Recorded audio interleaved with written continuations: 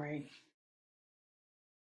Welcome to the Grad-Titude Podcast, where we discuss all things growth, personal development, and community. I'm your host, Geraldine Naomi Diaz, here to spread love, light, and value. Today, I have a special guest with me, Jeff Mejia. Jeff currently works as an account executive at Microsoft. He believes in the power of technology and the impact it can and has had on the world. Growing up, things weren't always easy for him. While he was born in the US, he was raised in the Dominican Republic, and he didn't fully integrate into American society until his mother took a leap of faith and brought him and his sister to NYC in hopes of providing better opportunities for them. A motto that he lives by was said to him by his grandfather, the person who has inspired him the most in his life. The motto is Siempre para adelante, Nunca para atrás, which means always forward, never backwards. Thank you so much for joining me, Jeff. I'm very happy to have you here with us today. Hey, Geraldine, thank you so much for the kind words, and I'm really excited to be here. You're welcome. So we'll jump right in. My first question for you, I ask all my guests this question. What are you grateful for today? Super simple, just really grateful for health, Amen. family, having a job, where I can generate money, and just grateful for having a positive mindset. That's how I would answer that question. I love that. Also things that I'm very grateful for myself. So love those answers. My second question for you are, what were some of the challenges you faced when you and your family first moved to NYC, and how have these challenges shaped your life experiences? Yeah, I would say, to summarize it, really two things. I was just actually talking about this with a friend. The main one was language, coming in at 10 years old, only speaking Spanish, not knowing English. I learned English really fast, but the thing with English is not only learning it, is learning how to communicate, right? And I would say I did not know how to communicate until I was like in college, really, like how to really express myself and like think and put thoughts together. Like, yeah, school is one thing, but it's another thing to do it in your social and daily and personal life, to get the things you want, communicate emotions, etc. So I would say language was the biggest barrier coming in at 10 years old, because, the older you are, it gets a little bit harder to pick things up. And two, just adjusting to the speed of the New York lifestyle. I'm sure you can relate as an immigrant, like just my mom working really long hours, all my aunts and uncles, like everyone is just going at 100. And not growing up here is really hard to catch up to that. So I say, and now I'm kind of into it, and I've been able to get acclimated and adapt to the speed. But that was something that I struggled with as well, because coming from the DR is just not the same speed, right? So totally different lifestyle, a total different world. So I would say those are the main two challenges. There's always more, right? But I would say those are the two kind of like top ones that I can speak to with my transition to the US. I hear that. It's so funny. As soon as you mentioned language, I was like, I wonder if he's going to mention speed too. Because, like people in the Dominican Republic, they're just like, they take their time. They go out on the porch. They have their little cafecito. Tienen tiempo para todo. And here it's just like, you wake up and you go, go, go, go, go. Like, money is time. Time is money. And everybody's always on the go. But it's very, very true. And I'm pretty sure my brother actually came here around similar age as you, more so like going into high school from the Dominican Republic. So I know that those are some of the things that he faced as challenges. And some of my cousins as well was definitely the language. And then you having an accent as well. I feel like even me having an accent, and I was born here because Spanish is my first language. People bully you about your accent. And it's like, yo, leave me alone. Like, this is my flavor. Yeah. And you're just mad that you don't got any. Just trying to get by. Just trying to get by. Exactly. All right. So my next question for you are, who are three of the most influential people in your life?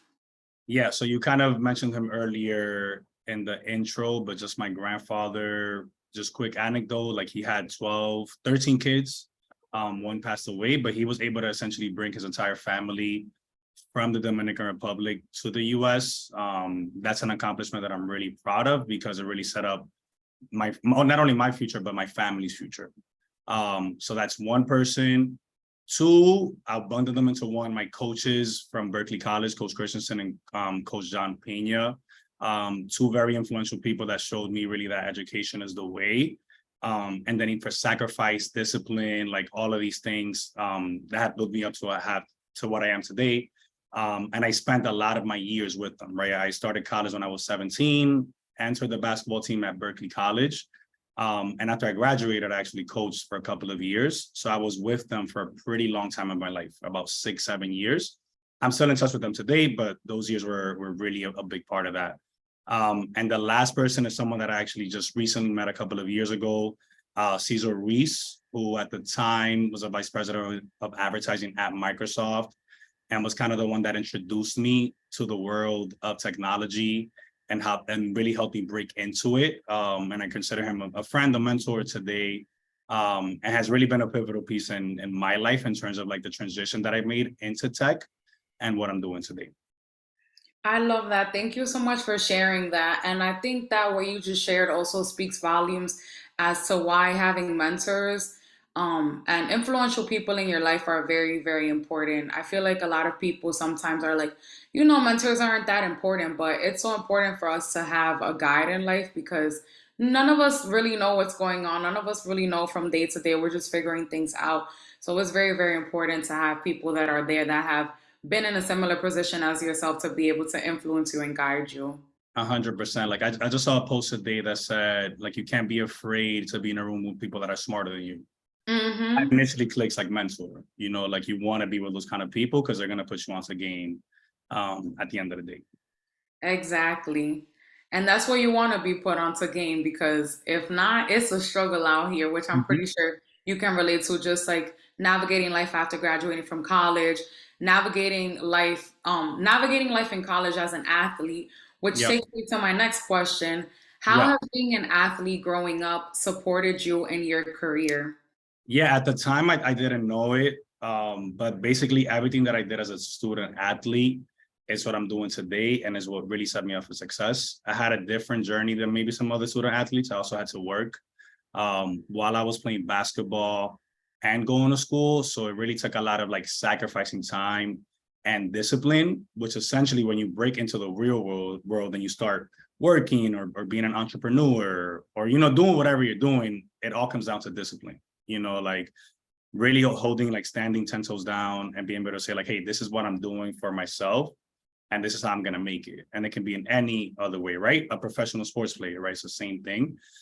So being a student athlete really set the foundation to have discipline, prioritize, and sacrifice to get to where you want to get to. Because my goal was to graduate at the end of the day, and I had to take those steps to ensure that I was accomplishing that goal. People don't realize how hard being a student athlete is because you're a student on top of playing a sport, right? So you have to like practice, go on trips, etc., to play because you want to play, right? Like I enjoyed playing basketball. So it was just really difficult, but again, it really created a foundation to get me to where I am today. And again, a lot of those things that I was doing then, I'm still applying, 10 years later. Thank you so much for sharing that. And I feel like you touched on very, very great points in the sense of like discipline and time management. These are two things that I feel like you need to be able to excel in life. And it sounds like your time management skills were on point while you were in college because they had to be. Like, I can't even imagine being a student athlete. I had aspirations of joining the cheerleading team at Binghamton, but I was like, nah, I'm on the dance team right now. I'm in a sorority. I can't be doing the most because I'm going to just drive myself into the ground. But time management and discipline are very, very crucial when it comes to not only your success as a student athlete, but also your success in the real world as well. And then like growing up, it's still like, there's another level to it, right? Like then you have to learn how to do it differently, et cetera. So it's just something that keeps on going and you just have to adapt to wherever you're at in life. Exactly. Adapt to that current season of your life. Yep. So I want to know now, what sparked your passion for technology? Like, where did it start? Yeah, so before this job, I was working at Force Brands, which is a recruiting agency for CPG, consumer packaged goods. You can think of any like food, beverage, beauty company. And what that company helps other companies do is hire talent. And while I was working there, I was working on their digital job board. I saw an influx in a lot of digital e-commerce roles This is pre-COVID, right? So there was a lot of investment going into the digital world and technology world. And essentially the question mark was, how can we attract shoppers or drive business online? That's when I was like, oh, I'm kind of slightly working in tech within recruiting, but I'm seeing that a lot of brands are investing in technologies, but particularly digital advertising, to drive sales for their business. And that's where that initial spark came in, right? And then that's when companies like a Microsoft come into play, Facebook with Instagram and Facebook itself, Google. So I was really like targeting those kind of companies, and Amazon is another one. And that's what really sparked it. And then getting into it, I realized that tech is a lot broader and there's a lot of things that go into it. Like AI is a big topic right now.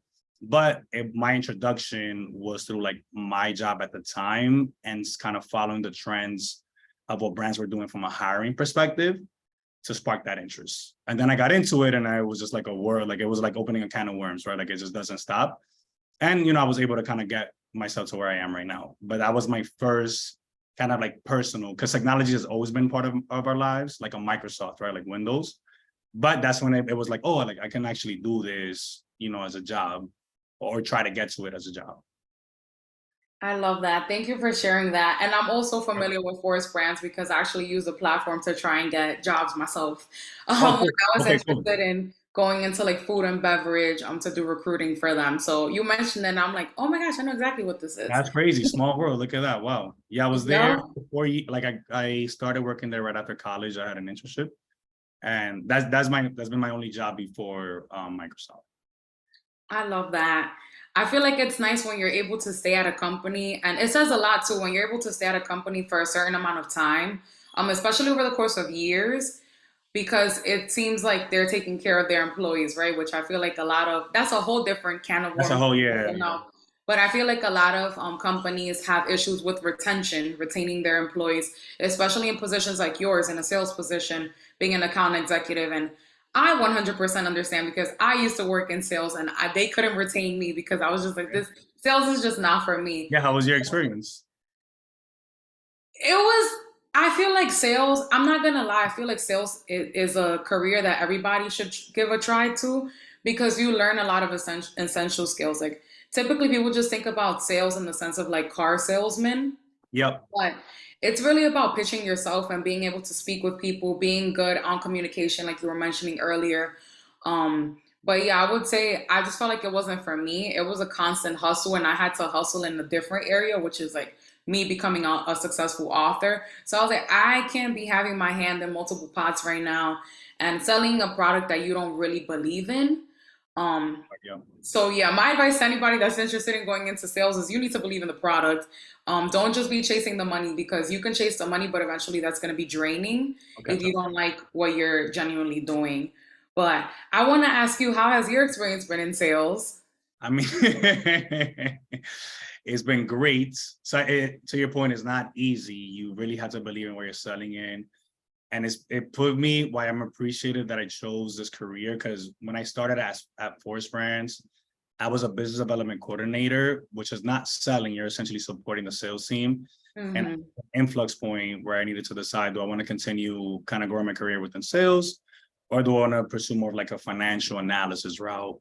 And at the time I decided sales because I wanted to just put myself out of my comfort zone. To your point, I also agree. I think it's something that everyone should try, because it can be so daunting, but once you do it, you realize that it's not that deep, in the sense of like the worst thing you're gonna hear is no. Exactly. Like, trying to pitch you, but that no has really was like boosted my career in terms of like I got used to dealing with rejection. Like it's okay, because that no is gonna lead to a yes eventually. So for me, again, it's challenging at times for sure, because you have to hit quota. There's a lot of activity you have to do, but if you're successful, you can grow your career, and you can also make a lot of money as well, right? Like I feel like that's something that people don't talk about, but you have to be successful, right? Like the money's not just gonna come because it's gonna come. So I've had a lot of success doing it. And also when talking to others, like I try to share my experience because I think it's something that could be very beneficial for a person if you enjoy it and you're good at it. And I've been fortunate enough to find a passion for it. And for now, I want to continue growing my career in sales. Should that change eventually? Like maybe, but for right now, in terms of like my next step, that's what I'm focused on. That's great. And I also like that you have a more positive experience with sales. Not to say that my experience has been 100% negative, but it's refreshing to be able to hear of people having good experiences in sales. And it's not to say that you're not going to have bad days, because you're going to have Yeah, you days do. where you're calling people, nobody's picking up, or you're calling people and everybody's telling you no. But to your point, you get used to getting rejected. And that, to the point that you're just like, I'm unfazed now, like I'm untouchable, because the yes is coming. The yes is around the corner. And when you get that yes and you eventually close that deal, it's such a good feeling, not just like money wise. Yeah, the money's great. Money's great in sales. There's no lying about that. But also when you're like, oh my gosh, like I was able to source that deal. Like this is great. Like now we have a partnership, and we don't know what this partnership could blossom into too. 100%. Yeah, so my next question is a little bit different. So Uh-oh. we're gonna switch the tables a little bit now. Okay. I know you have a passion for helping others navigate their professional journeys and make the most out of their lives. So Mhm. what's one way you would say that you help people do that? I've been part of a few, like, and I'm gonna get back to it more now, but I've been fortunate enough to be part of a few nonprofit organizations. One is MBCY, Mahan Bible Church for the Youth. I'm very passionate about that one because as a kid, like I was introduced by actually a high school classmate, Alexis, into the org when I was 15. And ever since then, I've been part of it, right? Like I was there as a player and then integrated myself as a coach.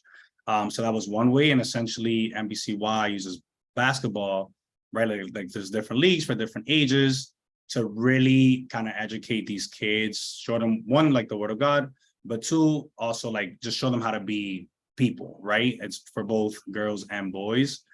Two, another nonprofit that I work with is called Power Circle, with a few of my best friends that they started and I joined in, and that has the same goal, just at a bigger scale, right? Like helping kids get into college, right? That are in high school, but using the game of basketball as that pillar to drive that connection between the kids, to show them how to live life. And two, and lastly, just on my personal life, like, right, like there's kids that I know that I've met, college students that I just try to stay in touch with via sounding boys, because that's what I received when I was, in their shoes. And that's what helped me. Like, it wasn't just, like, school is a big part of it, but I would say those mentors that we spoke about earlier and just having those sounding boards, that's what really gave me perspective to want to continue to advance. So if I have an opportunity to do that for someone else, I'm always willing to do that, because I just think it's really important to move the ball forward. I 100% agree with everything that you just said. And I also feel like you had a point of reflection now looking back and realizing, like, when I was their age, what could I have used more of, or like what was beneficial to me at their age, that Yep. I could be able to give back. And that's a beautiful thing. Like my father always says, if you have the ability to give back to others, do it. And you're doing that. Like if you have the ability to give back, why not give back, it's Yep. it's it allows you to fill your cup in a different way, which is a beautiful thing. Yeah, and it's like I can't even tell you how many times I've been a benefactor of that, like how many times I've received that help. So it's only natural to want to give it back, and just whoever you're talking to, like kind of try to continue that same cycle going, because then they're gonna be in your shoes, right? And then there's gonna be somebody else, right? Just like the kind of the cycle of life. Exactly. So we're talking about helping other people, and something that I'm very, very passionate about is community. So that takes me to my next question. What does community mean to you? Having a safe space, to be vulnerable, to talk about real things, right? Especially in the workplace. Like again, people think it's all sweet and things like that, but it's challenging, especially like COVID, like transitioning into a remote environment. Like I'm thriving in it now, but that wasn't always the case, right? Like just having people to have those deep conversations with. But also in the same vein, like community is being able to blow off steam, right? Like being able to laugh, being able to crack jokes, being able to travel. So community for me is just a place where you can be yourself, and that it's welcoming to others, right? There's no like selectiveness, like, oh, only you could be a part of it, only you could be a part of it. It's really an open concept, to allow people to grow, be themselves, feel uncomfortable, right? Like those are like, be a human, right? Like just be emotional and just being okay with it, right? And that's where I think community is like unconditional love, right? In a way.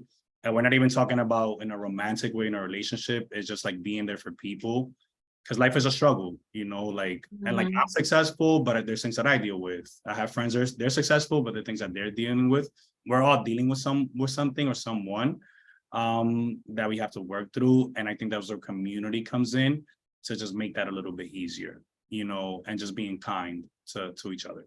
But it's not easy, again, to withhold the community, because when you're dealing with personalities, things can go either way. But again, you gotta work, be willing to work through those things.